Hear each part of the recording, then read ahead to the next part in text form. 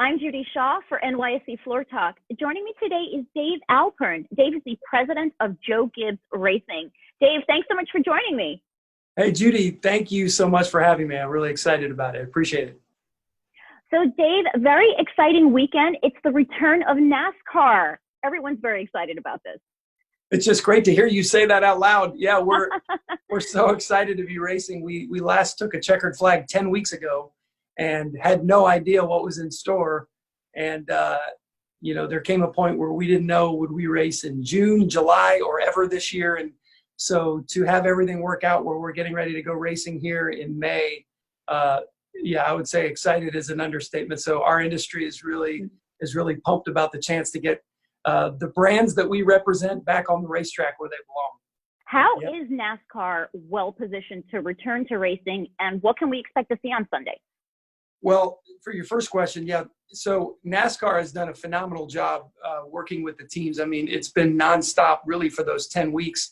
And the nice thing about our sport that we have an advantage of in terms of versus maybe some other sports is that we play at these massive outdoor arenas that have literally hundreds of acres. And by nature, our competitors don't contact each other. In fact, the drivers, when you think about it, are already wearing full helmets, gloves, fire suits, and they are isolated inside the cockpit of a car. The pit crews who prepare the cars and then during the race change the tires and so forth, they're also wearing complete protective fireproof gear. They don't touch each other. They'll have added PPEs this weekend. And so again, I think the scale of the arenas we play in gives us a little bit of an advantage. And what NASCAR's done is they've really arranged it so everyone will be completely compartmentalized. And so there's 40 different teams competing. Each team will bring a maximum of 16 people that it takes, from the person driving it to the people setting it up. But they will be isolated from each other. They won't interact. The people that are there for TV won't necessarily come where the crew are.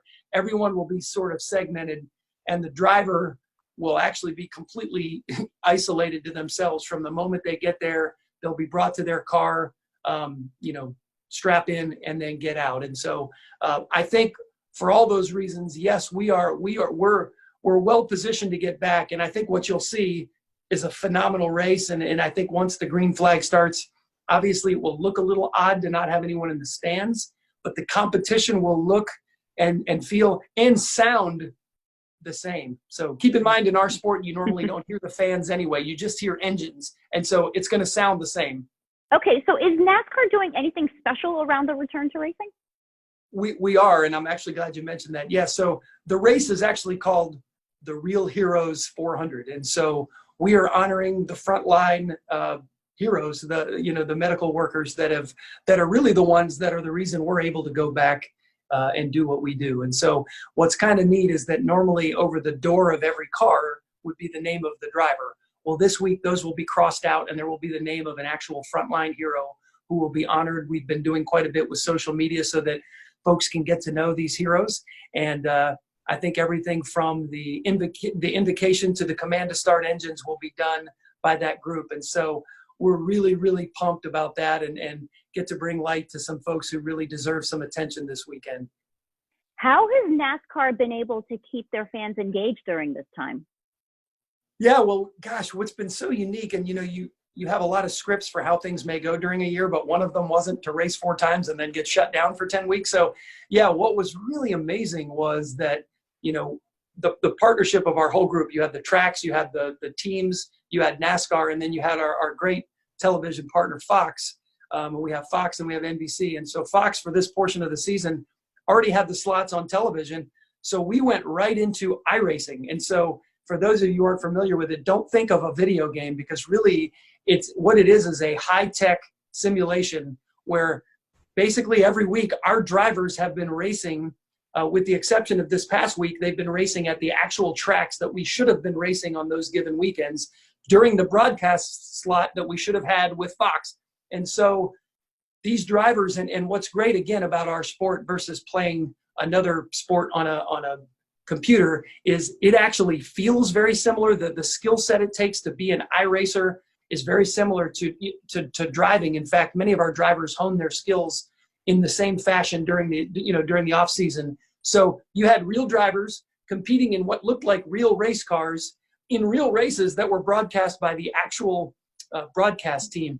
And what's so crazy, Judy, is we didn't know how it would go. And we had over 1 million people on average tuning in to watch these races, which there are a lot of programs that would kill to have an audience like that. And you know, the data even showed that about a third of those were new fans to our sport. So we're really excited that we've exposed some new folks to our sport who hopefully on Sunday will tune into Fox to watch the real thing at Darlington. Dave, why do you think that major corporations are sponsors of NASCAR? There's so many of them. Well, I mean, that is what I would say. If our sport has a secret sauce, it's the way that we work with sponsors. And sponsors in every league are a part of it. But in NASCAR, here's the difference. And I speak a lot at universities and I talk about the business of NASCAR and the sort of the image that I try to get across of what's different from our sport with sponsors than others. And that is that in our sport, the sponsor actually is the identity of the team. So in other words, we have 4 teams, which is unique in and of itself. We have 4 teams competing against each other. So of the 40 cars, 4 of them belong to Joe Gibbs Racing. Each of the identities of those teams, Eric Jones will race the DeWalt Atomic Toyota Camry, Denny Hamlin, the FedEx Camry, Kyle Busch, the M&M's Camry, Martin Truex Jr., Bass Pro Shops. It's the actual identity of the team. And what that does, for a sponsor, it's not just the branding and the exposure to the fans. Because those sponsors and those brands actually are the team, it means they're each teammates with each other. And so what it does is it promotes the idea of them doing business together. FedEx and Stanley Black & Decker, and you go down the list in Toyota, and all of our partners, they go to the racetrack 38 weeks a year together, and the executives become friends and they work together and they want to do business together. And so there's this organic way that business just happens as a result of these teams. But again, the great thing about, our sport is the lion's share of our revenue comes from sponsorship. So these teams are the sponsors' teams. I say it all the time. It's your team. It's their team. And so I think that's, when we win a race, I've seen executives of corporations crying as they walk to victory lane. And it's because it's their team that just won. I doubt they cry at other sporting events, but when they come here, it's that passion because it's their team that wins a race or their team that wins a championship. It's that direct connect special.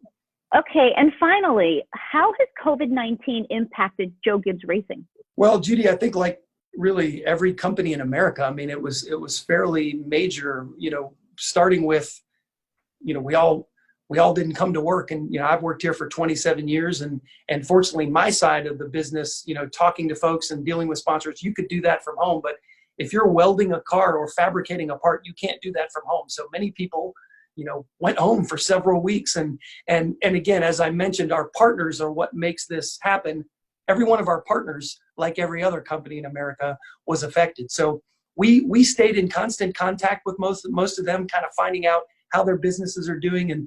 And for us, just as important as us getting back to work and getting back on the track is our partners getting back to work. And, Toyota selling cars and FedEx and Stanley Black & Decker and all of their brands. And again, all of our partners being able to get back to normal. And that's what we're hoping and praying for. And we're encouraged to see things starting to open up for them.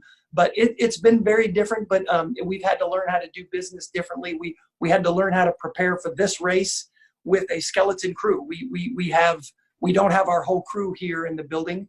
And again, we'll be okay, but it came with a lot of protocols and things look very different downstairs. I'm not used to people wearing masks here in the shop. And again, we have an 18-page protocol just to enter the building during the day. And our folks have done a tremendous job. The same will be true entering the racetrack this weekend. I'm a team president and I won't even be at the race this weekend because I don't touch a car. I'm obviously non-essential. So it's just been very different and it looks very different, but our sport has adapted just wonderfully. And again, has worked really well with local and state governments who we've been really encouraged at the way that they've sort of embraced us and